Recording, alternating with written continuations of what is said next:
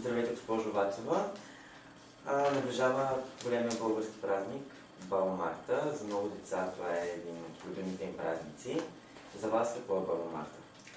Здравейте! Много ми е приятно, че днес се разговарям с вас, представители на клуб Журналист. За мен 1 март е най-хубавия български празник, защото носи много вяра в себе си, вяра в наближаващата хубава пролет, носи добро настроение и в същото време една надежда, че тежката лоша зима е отминала и предстои само хубаво топло време и хубави топли неща да се случат и се ражда, всъщност започва да се ражда всичко в природата. Разцъфват дръвчетата, показват се цветенцата, символ на идващата пролет. По повод празника Баба Марта, Общински детски комплекс организира вече 15-ти пореден път. 15-то издание на конкурса, регионален конкурс Пижо и Пенда. 1996 година, когато ни дойде тази идея и решихме да направим такъв конкурс, за да можем да предизвикаме самите деца да се запознаят с традицията, да познават различните видове мартеници, да имат възможност да ги направят сами, да могат да опознаят и пренесат напред в бъдещето традицията за българската мартеница, защото тя няма на друго място. Тя е наша българска традиция. Какво ново се наблюдава през тези 15 години в конкурса? В началото участвах, всъщност винаги е имало много участници. В началото творбите, които участваха в конкурса, бяха така по-стандартни, по-познати, като техника, като модели. Във времето ние и такъв раздел включихме в конкурса, се появи оригинална мартеница, започнаха да се правят много оригинални мартеници, но навсякъде присъстваше белия червения конец, в различните райони знаете, че има и жълт, и зелен, и син, и всеки символизира нещо. Така че всичко това се вписваше в конкурса, различната традиция от различните етнографски области в България. Но като стигнем накрая сега в годините, ми прави впечатление, че по-масово се правят, може би, пана, колективни творби. В последните години се роди раздела и мартеница, направено от баба и внуче, което е всъщност една и от целите на конкурса да запазим и съхраним традицията. По какъв начин се спонсорира награждаването на победителите в време на криза? Време на криза, но децата не са виновни, че е такова трудно времето. Естествено, финансирането въобще на всички дейности в детския комплекс от община Шумен, така че и този конкурс, наградите са осигурени с финансовата подкрепа на община Шумен. Нека отново да кажем кога ще се проведе конкурс, награждаването. Награждаването, отчитането на 1 март, естествено, в 11 часа в регионална библиотека Стилян Чалингиров, която винаги в последните години е любезен домакин на този празник.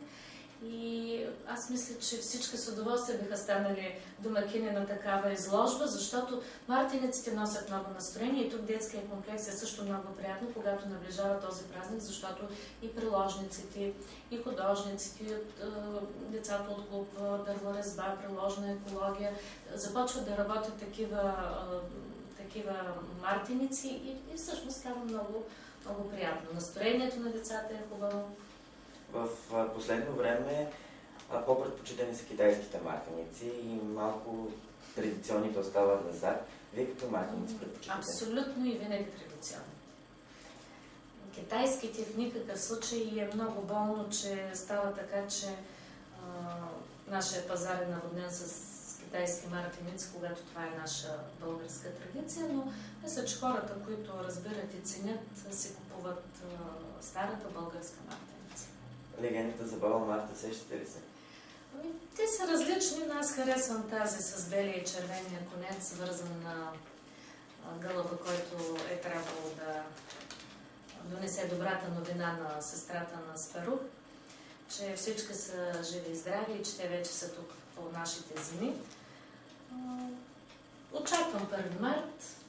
Ще сложим, знаете и другата традиция, че рано сутринта във всяка къща трябва да се сложи нещо червено на простора, сега в нашите условия на балкона, едно време е било на плета, на прозореца, нещо червено, защото баба Марта също е с много труден характер и сърдит характер. Тя много бързо се сърди, много бързо избухва, когато е в настроение, пече слънце, когато е сърдита вали сняг, както днес, макар че сме още малък сечко.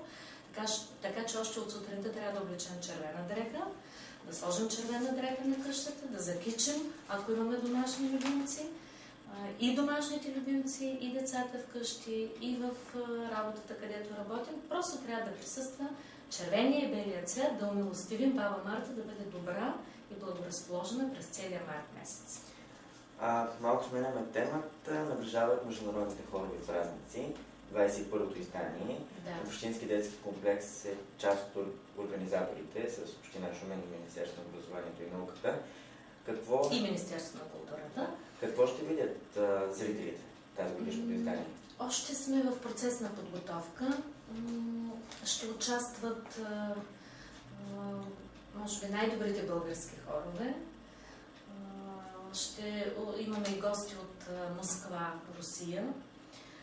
Хоровите празници ще бъдат на 7, 8 и 9 април на сцената на драматично-куклен театър Васил Друмев. Очакваме хорови колективи от град София, хора на софийските момчета, младежи и момчета с диригент Адриана Благоева, Дунавски вълни, хор Дунавски вълни Русе с диригент Весела Тодорова, хор от Бургас, хор на името на Милка Стоева. С хората от Бургас спечелихме първо и второ място в международния конкурс в Турция преди 2 години. 2 хора от град Пловдив, детска китка с ръководител професор Златина Дили-Радева и хора Еднолпея с диригент Рада Красинска. Може би пропускам някой. Естествено, шуменските хорови Бъдра песен и хората на Сава Добър Пловни. Така че участваме в едно много силно издание, макар че винаги назад в годините е било така. Посвещаваме ги на 40 години от създаването на хоровите празници, от първото издание. Това е станало преди 40 години, 1971 година. Знаете, че инициатор на създаването на тези празници е нашия диригента на Бодър песен, професор Венета Вичева.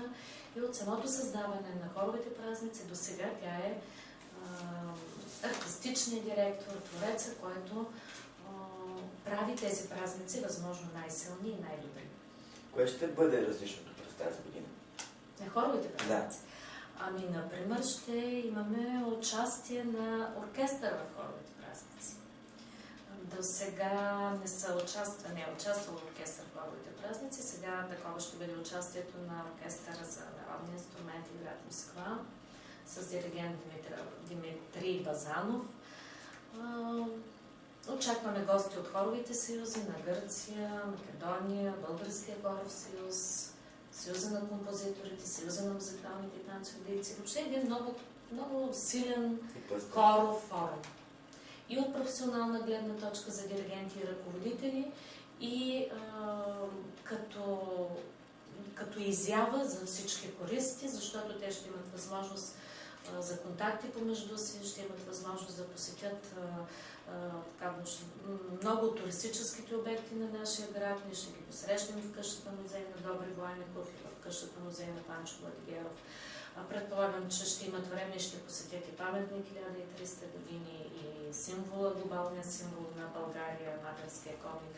Така че очакваме да бъде един музикален празник, какъвто винаги е ставал в град Шумен. С какво хор Бодра песен ще изненада през тази година публиката?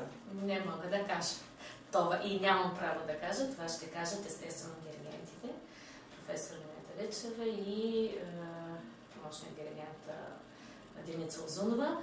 Мога само да подскажа, че готвят нови песни, които специално са написани за хора по случай този юбилей и ще ги изпълнят за първи път на шуманска сцена написани са от български композитори. Всъщност това е част от регламента, който в последните години много трудно се спазва, защото все по-трудно имат възможност хоровете да поставят авторски песни, но една от позициите на регламента е първо изпълнение на българска песен на шуманска сцена. И с това е известен и нашия фестивал. Изпети са назад във времето много авторски песни за първи път. Пишем и поради юбилейното издание на хоровите празници, пишем и летопис на хоровите празници. Ще издадем книжка с всичко най-добро, което се е случило през тези 40 години. Но хоровите празници се провеждат през 2 години, затова 40 години от тяхното създаване, 20 години от 21-во издание. Други хорове ще се представят ли нови песни или само хор бъде песен? Предполагам, още нямаме конкретната програма от участващите хорове, с какво ще участват, но мисля, че и някои от тях също готвят такива приятни изненади. Международното участие ще бъде само в Москва тази година?